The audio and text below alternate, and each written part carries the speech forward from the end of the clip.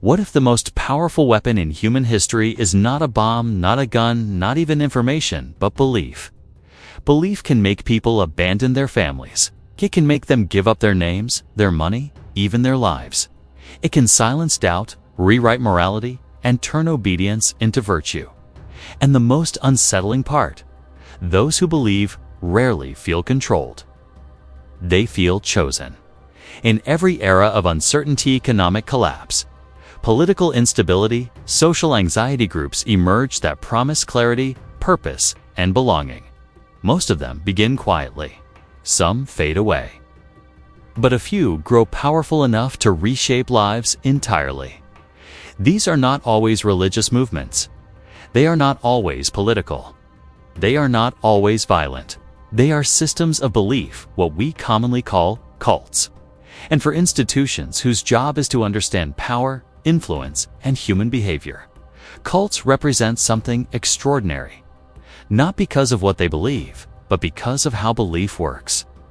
If you value deep, neutral documentaries that examine power and psychology without sensationalism, consider subscribing to the channel. These films take time, research, and patience. Your support allows us to keep asking the uncomfortable questions others avoid. To understand why intelligence agencies study cults, we must first discard the popular image of cults themselves. Cults are often portrayed as irrational groups led by madmen, filled with blind followers who lack intelligence or education. This picture is comforting because it reassures us that we could never fall into something like that. But history tells a very different story. Doctors, engineers, teachers, artists, soldiers, students, people from every background have joined cult systems across the world. Intelligence, education, and social status offer no immunity. In fact, those who think they are immune are often the most vulnerable, because cults do not recruit stupidity. They recruit human needs. At their core, cults are not defined by strange beliefs. They are defined by structure. A cult is not a religion.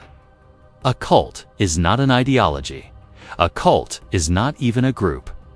A cult is a system of total influence. It is a structure designed intentionally or not to replace a person's identity with a new one. Not by force, but by meaning. This distinction matters. Most belief systems allow doubt. Cults punish it. Most communities allow separation. Cults interpret distance as betrayal. Most leaders can be questioned. Cults make questioning feel immoral. This is not about faith. It is about control mechanisms. Cults operate by slowly dismantling an individual's previous sense of self-family roles, moral frameworks, personal goals, and rebuilding them inside a closed system where loyalty becomes survival. And this process does not begin with control. It begins with comfort, belonging, certainty, purpose, especially during moments of crisis. Human psychology does not seek freedom first. It seeks meaning. When societies become complex, unstable, or overwhelming, meaning becomes scarce. And when meaning is scarce, systems that offer absolute answers become attractive. Cults do not grow in stable environments. They grow in fractures. Economic stress, political confusion, cultural identity loss, personal isolation. In these conditions, cults offer something deceptively simple: a clear worldview, a shared enemy, and a role for the individual. You matter. You are chosen. You belong. Once that emotional bond forms, the deeper mechanics begin to activate. One of the most powerful mechanisms used by cult systems is identity erosion. Members are encouraged, sometimes subtly, sometimes explicitly, to detach from their former lives. Friends who disagree are framed as threats. Family members become obstacles. Past achievements lose value. A new identity slowly takes shape. Language changes. Daily routines change. Moral boundaries shift. And because this transformation happens gradually, it feels voluntary. This is critical to understand. Effective control never feels like control. It feels like growth. Another key mechanism is isolation, but not always physical isolation. In modern systems, isolation can be psychological. Members are surrounded by people who think the same way, speak the same way, and interpret reality through the same lens. External information is not banded, is reframed. Doubt is not forbidden, sit is pathologized. You're confused, you're not ready to understand. You've been influenced by outsiders. Over time, independent thinking becomes emotionally exhausting. Agreement becomes relief. Then comes moral inversion. Actions that would once feel wrong begin to feel justified. They serve the group's purpose. Harm becomes necessary. Silence becomes loyalty. Obedience becomes virtue. This is not unique to cults. It is a feature of human psychology under authority. But cult systems refine this process with extreme efficiency. Fear also plays a role, but not the way people expect. Fear alone creates resistance. Fear combined with purpose creates devotion. Members are often told that the world outside is dangerous, corrupt, or collapsing. The group becomes the only safe space. Leaving is not just betrayal, it is self-destruction. At this stage, obedience no longer needs enforcement. It is internal. And this is where intelligence agencies begin to pay attention. Not because cults are mysterious, but because they are predictable. For organizations tasked with understanding how humans can be influenced, mobilized, or controlled, cults function as real-world laboratories of obedience. No simulations required. No artificial environments. Just observation. Cults demonstrate how identity can be rewritten, how morality can be inverted, how individuals can act against their own interests in the name of meaning, and they do so without formal chains of command. This is important. A soldier obeys orders because of discipline, hierarchy, and consequence. A cult member obeys because obedience feels like self-expression. This difference makes cult systems extraordinarily efficient. They do not require constant surveillance. They do not require financial incentives. They do not require explicit threats. Members regulate each other. They enforce norms. They report doubt. The system sustains itself. From an intelligence perspective, this raises critical questions. If belief can override survival instincts, if identity can be reshaped without force, if obedience can feel voluntary, then belief itself becomes a form of power. This does not mean intelligence agencies create cults.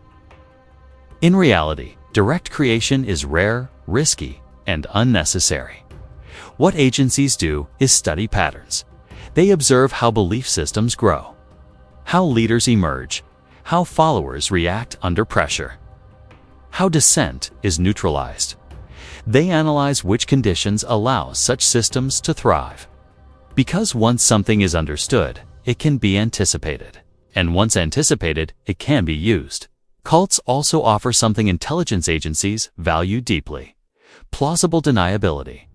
They operate outside formal structures. They blur responsibility. They generate influence without fingerprints. If a cult collapses, it is dismissed as extremism.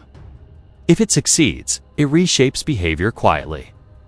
And because cults often exist at the edges of society, they attract individuals already disconnected, radicalized, or searching for purpose, individuals who might otherwise become unpredictable threats. From a strategic standpoint, cults can absorb volatility. They gather it, contain it, redirect it. This does not make cults good or evil. It makes them useful. And usefulness is what power notices. As long as a cult remains contained, predictable, and aligned with broader stability or destabilization, it may be ignored, tolerated, or quietly observed.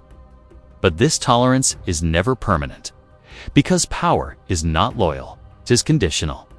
And belief, once unleashed, does not always stay obedient. Understanding cults, then, is not about condemning belief. It is about recognizing how belief operates when combined with authority, isolation, and purpose. It is about understanding ourselves. Because the uncomfortable truth is this: the psychological mechanisms that allow cults to function exist in all human societies. They emerge wherever identity is threatened, meaning is scarce, and answers feel urgent. Cults are not anomalies. They are concentrations of human behavior intensified, accelerated, and exposed. And when such systems exist, institutions tasked with managing power will always watch. Not out of curiosity, but out of necessity. Because once belief becomes predictable, it becomes exploitable. And once belief becomes exploitable, it becomes a weapon, whether anyone intended it or not. We move beyond psychology and into strategy, examining how power interacts with these systems, not by controlling them directly, but by steering, protecting, and exploiting them from the shadows. When does a belief stop being about faith and start being about strategy? The moment it becomes predictable. Power rarely invents new ways to influence people. It prefers to watch what already works, map out its weaknesses, and then step in only where it can leave no trace. This is why intelligence agencies aren't interested in owning belief systems like cults. Ownership creates responsibility. Control creates exposure. But influence leaves no fingerprints. Contrary to what you might see in movies, intelligence agencies don't typically run cults. They don't issue daily orders, design rituals, or manage the followers. That kind of hands-on involvement would make them visible, and for them, visibility is a massive risk. Instead, power operates from a distance, lets these groups grow naturally, watching how they behave under stress. It notes where loyalty starts to bend, where leaders begin to fracture, and where followers hesitate. Only then, if the system proves it could be useful, does power even consider moving a little closer. This whole approach is based on a core intelligence principle. Systems work best when they believe they're independent. The second followers suspect someone else is pulling the strings. The entire illusion collapses. You can't command belief. It has to feel like it was discovered personally. So, the most effective intervention is always the one you can't see. One of the most common ways power interacts with cults is through what you could call selective tolerance. This is often mistaken for incompetence or just bureaucratic failure.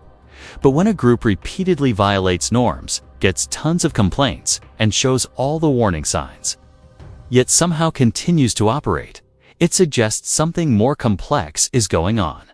Tolerance doesn't mean approval. It means calculation. Law enforcement isn't a simple on-off switch. It's a spectrum. Investigations can be slowed down. Complaints can be pushed to the bottom of the pile. Resources can be sent elsewhere. These decisions are almost never public. And they're never framed as protection. They're framed as priorities. In this space, a cult can thrive without any official sponsorship. No documents are signed. No money is openly transferred. The system is simply left untouched, allowed to function, expand, and reveal its inner workings. Survival itself becomes a signal. In the world of intelligence analysis, just staying alive is valuable information. If a cult survives internal scandals, public pressure, and media scrutiny, it demonstrates resilience. If it adapts to that scrutiny, it shows it can learn. If it falls apart under pressure, it reveals its fault lines. All of this is incredibly valuable data. Another critical point of interaction isn't with the followers, but with the leaders. We often imagine cult leaders as these all-powerful figures with absolute control. But in reality, leaders are trapped by the very systems they create. Once belief becomes a collective thing, leaders have to constantly perform to keep their legitimacy. They get stuck inside their own myth. This paradox makes them uniquely vulnerable. Unlike their followers, leaders carry secrets. Financial problems, contradictions in their own teachings, deep personal insecurities, and a constant fear of being exposed. For an intelligence agency, the leader is a focal point and access node. Any influence applied here ripples through the entire group without ever needing to contact a single follower. And this control doesn't require threats or coercion. It just requires leverage. Sometimes leverage is fear, the quiet understanding that legal trouble could appear at any moment. Sometimes it's validation, getting attention, a bit of recognition, or some indirect legitimacy. Sometimes it's just relief, problems mysteriously disappearing when cooperation is hinted at. The key is subtlety. If a leader believes their protection is conditional, their behavior adjusts automatically. Their message might soften. Extreme ideas get put on the back burner. Their targets shift. Without a single order being given, influence reshapes the group's entire path. This isn't a conspiracy theory. It's just behavioral economics applied to power. Leaders are always managing internal pressure descent, loyalty tests, ideological purity. When you apply external pressure precisely, it doesn't destabilize the system. It disciplines it. In some cases, leaders don't even know they're being steered. They just learn which actions lead to negative consequences and which ones lead to silence. Over time, that learning becomes instinct. Another layer of interaction is just pure observation. Cults offer a rare window into human behavior under extreme social conditions. Most environments dilute our psychological responses. Cults concentrate them. Inside these groups, analysts can watch firsthand. How quickly do people give up their autonomy? How do group norms override personal morality? How does fear spread without explicit threats? How does loyalty transform into aggression? This isn't theoretical, it's empirical. Cults show how language can shape reality, how repetition can create truth, and how isolation can amplify belief. They reveal our thresholds, how far people will go, what they will tolerate, and what finally breaks them. And this information has applications far beyond just studying cults. It informs counter-radicalization strategies, psychological operations, crisis management, and how to influence entire populations. The cult itself isn't the objective. The behavior is. This distinction is critical. Intelligence agencies care less about what a cult claims to believe and more about how that belief changes behavior. The doctrine is just the surface. The structure is the real signal, and that structure reveals patterns. For example, cults often act as containment systems. People drawn to extreme, violent, or destabilizing ideas are hard to manage one by one. In isolation, they're unpredictable, but inside a cult, they are absorbed, monitored, and their energy is directed. From a strategic viewpoint, this reduces randomness. Contained volatility is always better than uncontrolled chaos. Cults can also pull energy away from formal politics. By offering a complete alternative worldview, they draw people out of mainstream conversations. This doesn't neutralize their beliefs, but it relocates them. In some situations, this helps maintain stability. In others, it can be used to create disruption. The difference isn't the ideology, but whether it aligns with certain goals. There are times, especially during geopolitical tension, when destabilization is actually an advantage. In those moments, belief systems that amplify distrust, fracture national identity, or undermine social cohesion become strategically useful. Again, this doesn't require direct orchestration. It just requires non-interference. Sometimes, letting a system amplify itself is more effective than trying to shape it directly. The absence of resistance sends a clear signal: keep going. But this tolerance is always conditional. Belief systems are volatile. They evolve. They radicalize. A cult that starts out as manageable can become dangerous not because it opposes power, but because it becomes uncontrollable. Unpredictability is the line.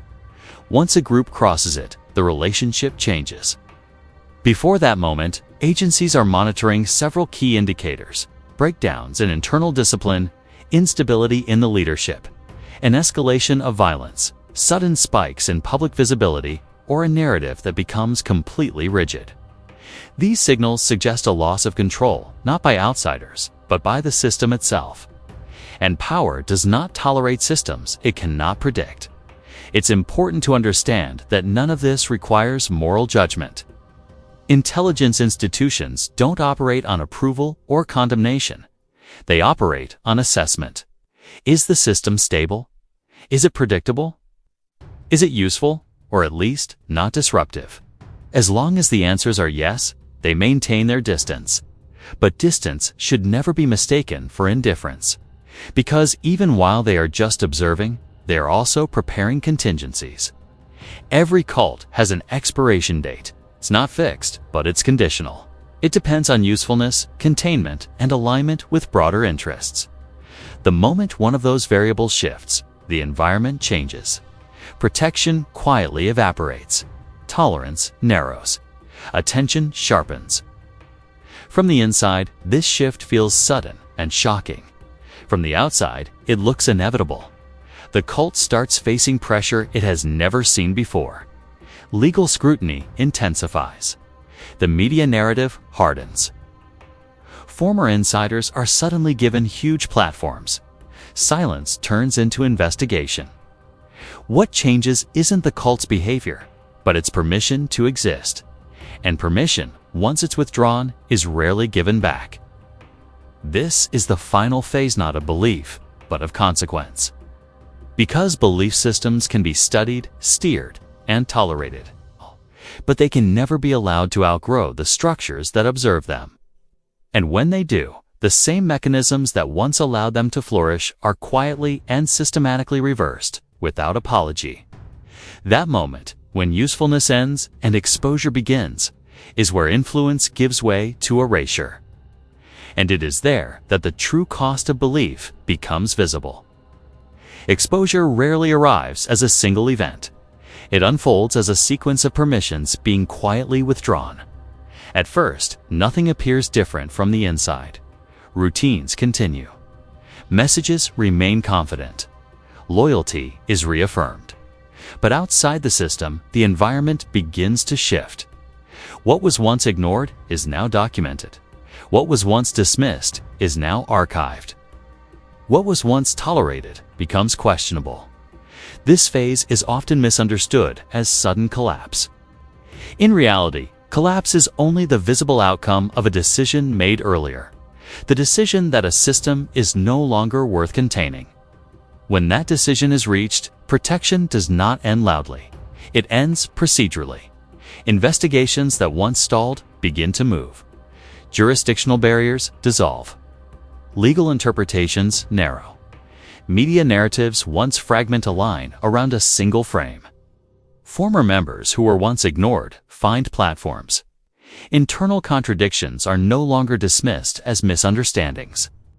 Nothing new is revealed. What changes is attention. For belief-based systems, attention is destabilizing. Cults rely on controlled narratives. They survive by managing what members see, hear, and interpret. External scrutiny introduces alternative interpretations, ones that cannot be easily reframed or absorbed. The internal language begins to fracture. Leaders respond first. Some double down, tightening control, escalating rhetoric, reinforcing loyalty through fear. Others attempt moderation, sensing danger but unsure how to retreat without losing authority. In both cases, instability grows. Leadership under pressure behaves differently. Paranoia increases. Decision-making accelerates. Contradictions surface. These behaviors are not random. They are stress responses within closed systems, and once visible, they accelerate decline. Followers begin to notice inconsistencies, not necessarily in belief, but in behavior. Promises of protection weaken. Predictions fail. Internal discipline becomes harsher, more desperate. The system shifts from conviction to survival. At this point, responsibility begins to move. Public narratives rarely frame collapse as systemic failure. They focus on individuals. Leaders are isolated, personalized, and named. Their actions are separated from the structure that enabled them. This is not accidental. Systems dissolve cleanly only when blame is concentrated. Leaders become symbols of manipulation, extremism, or abuse. Their personal flaws are emphasized. Their contradictions are magnified. Their authority collapses rapidly because authority in belief systems depends on perceived moral consistency. Once that consistency fractures, followers are left unanchored. But the story does not end there. For those inside the system, collapse is not liberation. It is disorientation. Identity loss does not reverse easily. Belief systems do not dissolve overnight. Members face a vacuum where certainty once lived. Relationships outside the group may be damaged or severed. Shame replaces devotion. Silence replaces community. Many struggle to articulate what happened, not because they lack intelligence, but because the experience defies simple explanation. How do you explain giving years of your life to something that no longer exists? How do you explain obedience that once felt meaningful? Reintegration is rarely supported adequately. Former members are often viewed with suspicion or ridicule. Their trauma is minimized. Their agency is questioned. This is the human cost most narratives ignore. From a strategic perspective, the system has served its purpose or failed to remain controllable. From a human perspective, lives remain altered. This disparity reveals an uncomfortable truth about power. Systems are evaluated, not empathized with. Intelligence institutions do not process meaning. They process risk. Once a belief-based system transitions from manageable to volatile, the calculation changes. Stability outweighs tolerance. Exposure becomes containment. And exposure follows familiar steps. Information is released selectively. Not everything only. What reframes the narrative? Enough to delegitimize authority, fracture loyalty, and invite external intervention. Legal action follows public reframing, not the other way around. This sequencing matters. Belief systems do not collapse under force alone. They collapse when belief becomes unsustainable. Once belief erodes, enforcement is almost unnecessary. The system dissolves from within. Looking back, collapse is often described as inevitable, but inevitability is retrospective. At the moment of tolerance, multiple futures were possible. What determines outcome is not belief itself, but alignment. When belief aligns with broader stability, it may persist unnoticed. When belief disrupts predictability, it is corrected. This is not morality, it is governance. The ethical tension lies here. To observe human behavior without intervening knowing harm may occurs difficult questions. Where does responsibility begin? At what point does observation become complicity? There are no simple answers. National security operates under the assumption that not all harm can be prevented without creating greater instability. Intelligence agencies exist to manage risk, not eliminate suffering. This logic is pragmatic, but not comforting. Belief systems challenge this logic because they operate at the level of identity. They cannot be neutralized without collateral damage. And yet, allowing them to grow unchecked carries its own risks. This dilemma explains why power prefers distance. Distance preserves deniability. Distance limits accountability. Distance allows systems to self-regulate till they cannot. In this way, cults function as mirrors. They reflect the vulnerabilities of human psychology. They expose the limits of autonomy. They reveal how easily meaning can override ethics.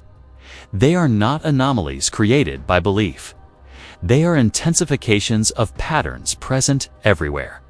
In politics, in corporations, in movements, in institutions. Wherever identity is compressed, dissent punished, and authority sanctified, the same mechanisms appear sometimes quietly, sometimes catastrophically. This is why understanding cults is not about condemning belief systems or targeting ideologies. It is about recognizing how belief behaves under pressure. Because belief is not dangerous by nature. It becomes dangerous when it replaces accountability. And power is not malicious by default. It becomes harmful when utility overrides humanity. The interaction between intelligence, institutions, and cult systems exists within this gray space where influence meets ethics and observation meets consequence. There are no villains in this story. There are only incentives, structures, and outcomes. And perhaps the most unsettling realization is this: the psychological mechanisms that allow cults to exist do not belong to the margins of society. They belong to all of us. They activate when certainty feels scarce, when identity feels threatened, when meaning feels urgent. Cults do not begin with control. They begin with answers. And intelligence agencies do not begin with manipulation. They begin with observation. The danger lies not in belief itself, but in forgetting how easily belief can be shaped, redirected, and abandoned when it no longer serves power. In the end, the most enduring lesson is not about cults or intelligence agencies. It is about human vulnerability, because the most powerful systems of control are not imposed. They're accepted. This documentary is presented for educational and analytical purposes only. It does not accuse, endorse, or target any religion, belief system, culture, or community. The discussion focuses on psychological structures, behavioral patterns, and historical observations related to power and influence. All interpretations are intended to encourage critical thinking, not promote fear, hatred, or misinformation.